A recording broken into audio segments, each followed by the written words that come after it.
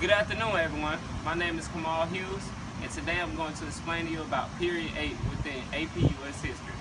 Today we're going to discuss how after World War II, the United States grappled with prosperity and unfamiliar international responsibilities while struggling to live up to its internal ideals. The key concepts we're going to discuss today is basically how the United States responded to an uncertain and unstable post-war war by asserting and attempting to defend a position of global leadership.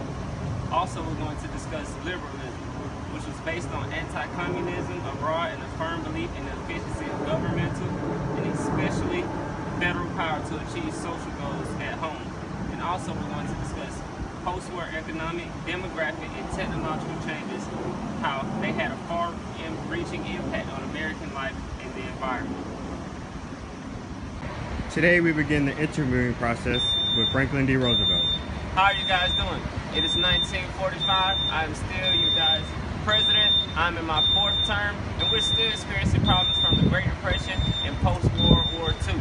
So I instituted a reform program called the New Deal, which is still in effect to this day. It was programs such as the CCC, which stood for the Civilian Conservation Corps, which gave many jobs to the unemployed, and I also instilled programs like the Federal Housing Act, which gave many houses to the unemployed. One of the largest housing projects ever created by me was the housing project of Levittown, which held homes for approximately 82,000 people. Now we are interviewing President Harry S. Truman. How are you guys doing? I have taken over president after the sad death of Franklin D. Roosevelt, and I am still dealing with problems within the United States and abroad. Right now, I have a policy called containment, which is basically to try to stop the spread of communism, not only to spread into America, but also into other non-communist nations, which are weak. So I instilled programs such as the Marshall Plan, which funded Europe, Western Europe, enough money to rebuild themselves to stop Soviet aggressions from making them into communist nations.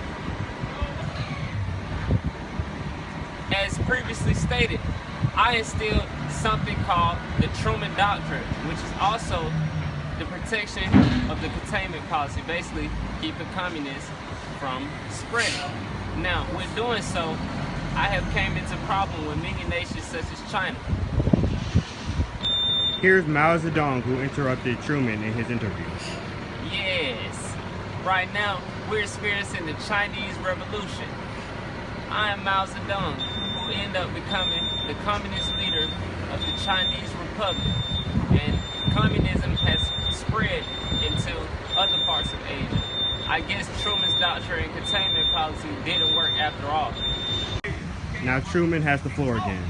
Yes, before I was rudely interrupted by the Chinese Revolution, as I was saying, now we have even more problems to deal with, such as the Korean War.